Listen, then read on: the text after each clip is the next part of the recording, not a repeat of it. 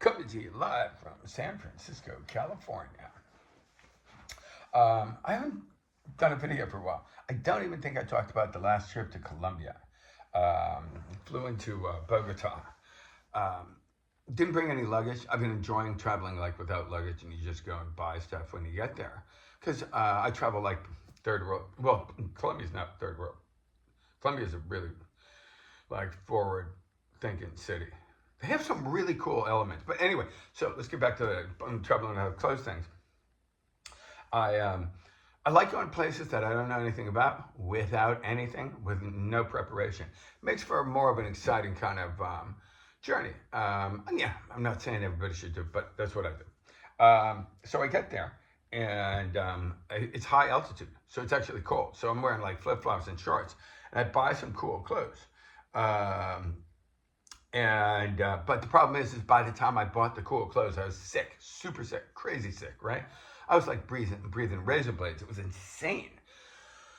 So I bounced down to Santa Marta, which is more of a Colombian Caribbean destination. It's cool. Let me think. Was there foreign tourists? Yeah. These cool pants that I got. Saw this Italian guy wearing them, and they're everywhere. They're like $10. Let me think. $10. Yeah. Anyway, and unfortunately, my Happy Ones tore.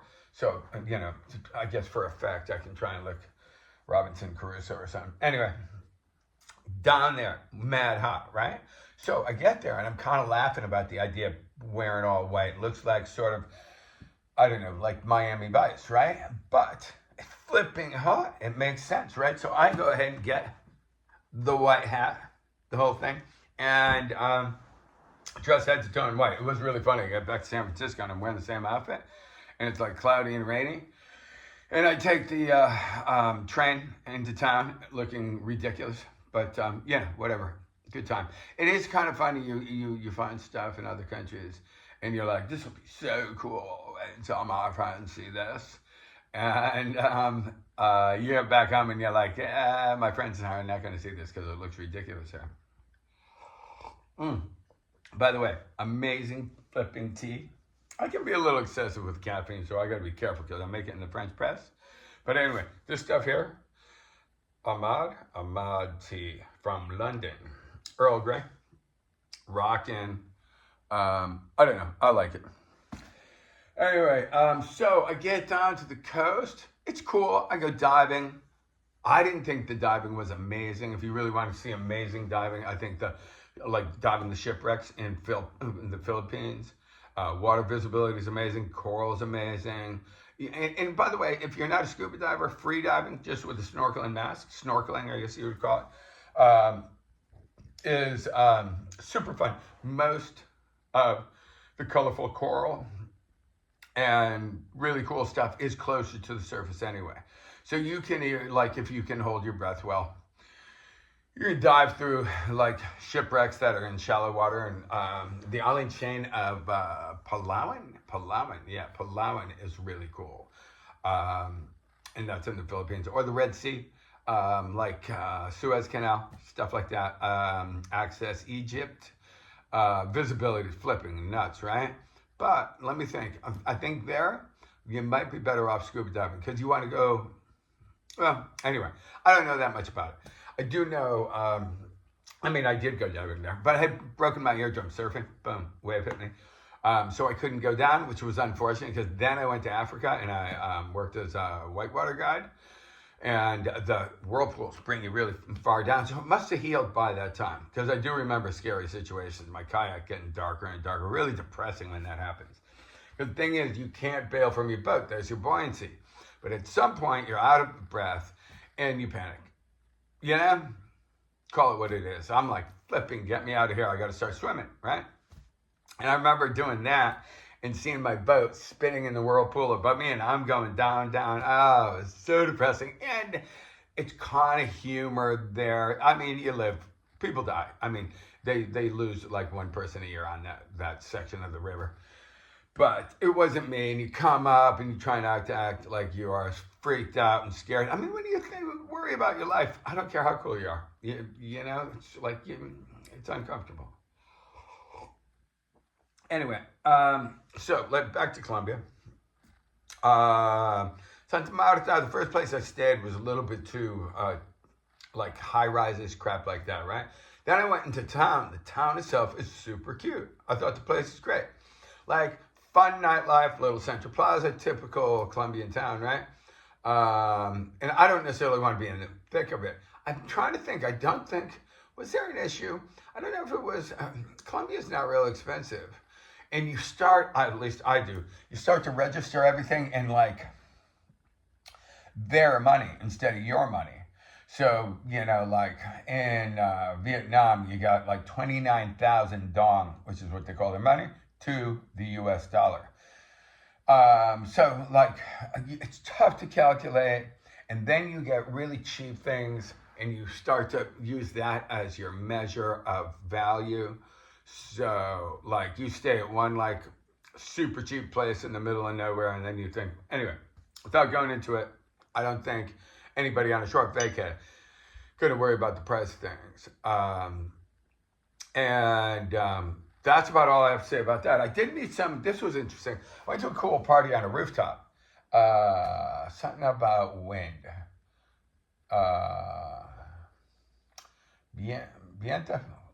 Viento fuerte? Viento. Yeah, I can't. Bruta? Something bruta. Anyway, rooftop, right?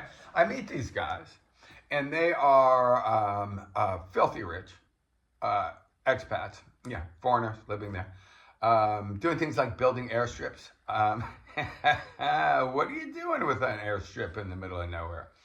But anyway, they had a party. Let's just say that. Let's not go into details. But anyway, they had a party and invited me.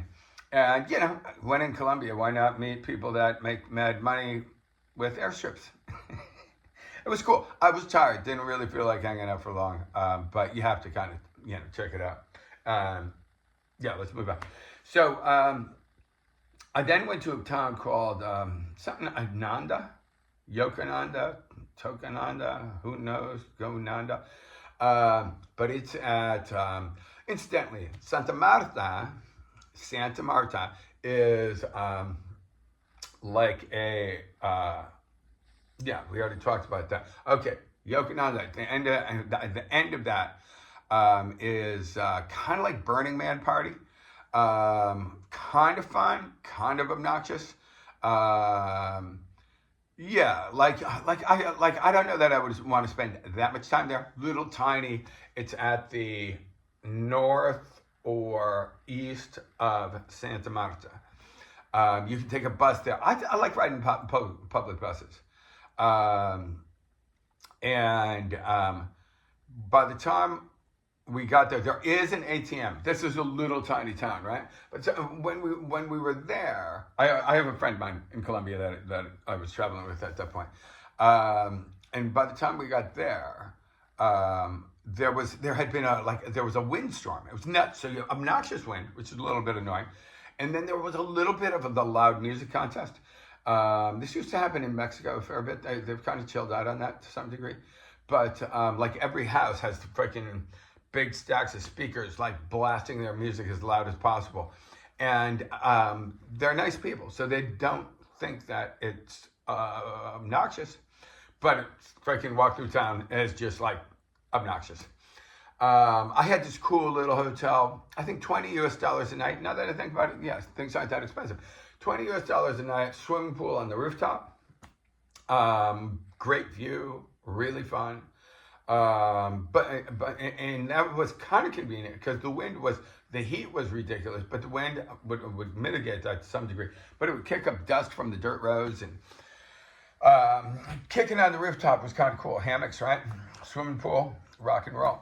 And at one point, I'm tired, right? Oh, yeah, because I got sick. I guess I mentioned that. In Bogota, got sick. I'm breathing razor blades. I'm freaking dying, right? So I'm in the hammock, right? And I just taken out like $300 US in local money, you know, they use pesos. There's notes that are like 100 peso, I believe, is equal to about 20 US dollars. I got a freaking stack in my pocket, laying down in the hammock, and I'm freaking tired. It's cool. I'm just gonna chill out. I'm good. You know, this happens, right? So I get up from my hammock, and the freaking stack of money falls out of my pocket and blows around ever so slightly, right? And I'm like, come on, you gotta be kidding, right? I'm like tired. I'm not gonna get worked up because I'm so chilled out, right? But then the wind picks up, scatters my freaking money all over the rooftop. And fortunately, there was a little bit of a ledge at the edge. So it was blowing it all over the place, but stopping at the edge. So I'm like my chill vacay mode all of a sudden has to go into hyperspeed. It's ridiculous. It would have been a funny video. In fact, they have video there. I should have watched it, like copied the clip. Because when you have $20 bills floating around, I'm like, I don't know, personally, I'm going to run. So I'm running to every freaking corner of the place. And I get what I think is all the money. Then I count it, and I'm missing like 60 bucks. 60 US is not the end of the world, but when you're in Colombia, it's a lot. So now I'm like, okay, I'm going to go freaking downstairs, multiple flights. I'm thinking I was 5 stories up, right? Now I'm going to go freaking cruise around and find the rest of my money. And that didn't happen. So you have to consider a time like that, consider the idea that you just made somebody's day. And that's it. Because, you know, I don't want to be tripping about stuff like that. Oh, you know what? The other thing I did, I had freaking, the other thing, I got sick, like, and then I had this crazy, like my molars all hurt. I've never had such a thing happen. Not my front teeth, but my molars, like the nerves. It was like as if nerves were hypersensitive. Now that was the previous trip to Colombia. Yeah, and while I was doing that, I went and saw a dentist that freaking, like, I'm like, yo, it's really sensitive to water. And she was like, okay, freaking here's some cold water, just causing pain, right? I think she was not a nice person and was really trying to manipulate me. She came up with this freaking master plan, reconstruct my flipping face for $1 million kind of thing. I think she was sketchy. And unfortunately, the sensitivity subsided, and I wasn't going to work with her in the first place. But she did freaking mess up with one of my teeth. I'm pissed. It's a zirconia crown, and she took a drill to show me that she could, like, I don't know, extract the freaking nerves, do root canals. I don't know what the heck she was going to do. But I'm kind of pissed. Anyway, this will happen. Be a little careful when you get, like, medical work done in other countries, because it's not always good. Can be really cheap, can be really good.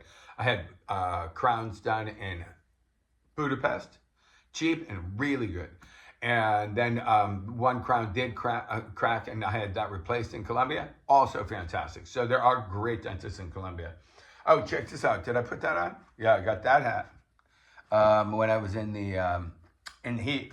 And check out this jacket. How cool is this? In Bogota. This was like $100. And it's handmade. Found this guy sitting behind a sewing machine with a small rack of jackets in the, you know, like, I don't know, leather garment area of Bogota when I was looking for a dentist there. I was like, you know, I'm not a real shopper, but it was soon, like I was leaving soon. I had a couple extra pesos. It's like $100 US for a handmade jacket. I was like, yeah, I'll grab it. And I wasn't excited about it. I was like, whatever. I ride a motorcycle. I got a jacket. Maybe somebody else will want to wear it. But it turns out I really like it. It's not necessarily the highest quality leather, but it's not bad. It's like, you know, I think I'm just going to like this jacket forever. I'm really happy that I got it. I think that's about, this is interesting. So I've had really unbelievably nasty things happening. When things are unbelievable, you can't tell people because you wouldn't believe it yourself. It's happening to you, you wouldn't believe it. The only thing I can tell you is that I've got like a hacker, but more than just a hacker. It's somebody that like doing the most trivial things and the most toxic things. Everything from like putting like lame music on my playlists to threatening to like gang rape my daughter and stuff like that. I mean, and this is fairly constant. Like I went to change a password the other day. They're like, we don't recognize your device. And I've disconnected the other devices. So the only thing I was using was that device. It must be linked to another device, right? And I just don't know how to get around it, and I have not found anybody that can. But the other unbelievable things, I'm not going to tell you because you'll be like, I don't believe you. And that is pointless. The one thing that did happen that is at least verifiable and kind of unbelievable is I lived with a friend of mine here. And I was out of town. Come back, he's not here, right? And I'm like, great, maybe find a girlfriend, whatever, right? But then he's not there the next day. And the next day, somebody asked me how he is and if I read the article in the newspaper. I'm like, what article? And they describe finding a surfer floating face down. And I'm like, oh no, I think that must be him. So sure enough, he was out front on a small day, broke his neck, and then had a heart attack. Now, you never know the order of events, but I would say this guy was a warrior. He surfed big waves. This was a relatively small day, but that means the sandbars are shallow underneath. And if you fall backside, like you're riding a wave frontside, you fall backside, you can try and just tumble, flip, and if it's shallow, snap your neck, right? So it breaks his neck. And then I would suggest that even if he had a heart attack in the water, he would have made it out of the water. The guy was a warrior. So he breaks his neck and then is paralyzed and can't lift his head above the water. And that is what I speculate caused the heart attack. However, some surfers see him, get him out of the water, get him breathing again. And he hangs on for about a week. He does eventually die. And to be honest with you, I think that's, I don't be, anyway, I don't think he would have liked to have lived as a quadriplegic. He had fallen off this building, so it was all put back together with plates. Warrior, still, survived that. Just survived cancer. They removed his stomach. He's like surfing big waves without a stomach. I mean, literally just removed just about his entire stomach. And that he's just recovering from that. Radiation, all that. Yeah, kind of crazy. So yeah, that has put me in a compromised situation right now. And by the way, rest in peace, Paul Root. If you want to read about it, I believe this is October, so September, August. I think it was August 29th. You can read about it in like the San Francisco Chronicle, or there was another Golden Gate newspaper, a local newspaper. I didn't read it, but Paul, R-U-E-G. Rest in peace, Paul. I hope you're surfing the big wave in the sky. And currently, his family came and took his stuff, which is cool. But that means that there's I've got a compromised situation. I don't want to refurnish this place until the building property owners renovate, as people move out. My friend had been here since like decades, right? So we had rent control, super cheap in San Francisco. It's kind of tough to lose that. So now they jacked my rent to market rate, and I'm like, let's get this place looking market ready. Because all the other units, they just completely redo it, and it's really flipping nice. So I'm currently sitting on the floor. I've got a sheepskin on top of ground pads for camping, backcountry camping. You throw those in a hammock, boom, you are the most comfortable person on the planet. I'm telling you, trust me. Make the hammock fairly tall, ground pad, then take your your food, put it under your knees so you feel like you're in a recliner and the bears can't get it. Take your sleeping bag and put your laundry, not your dirty socks, in that. Make a pillow, magic, right? And throw them under the sheepskin with a bunch of pillows. It's kind of silly. My room, my bedroom, of course, is complete. But for some reason, I keep on falling asleep here. I'm kind of like a dog on a rug. I sleep well anyway. I did sleep in my bed last night, and that was cool. But I wake up really early, and that's why I'm making a video. I did this originally because I didn't have anything to do during the pandemic, and I kind of like it. I know. As they renovate, I might go travel somewhere. I'm thinking Madagascar. If anybody knows anything about Madagascar, go ahead and leave it in the comments. But that way I'm doing something fun while they're, redoing my place. And I think that's about all I got to say about that. Hope you're having a fabulous time wherever you are, whatever you're doing. Oh, and I think you can like my page, but I don't really know anything about that. This is not my life. I'm just a guy talking.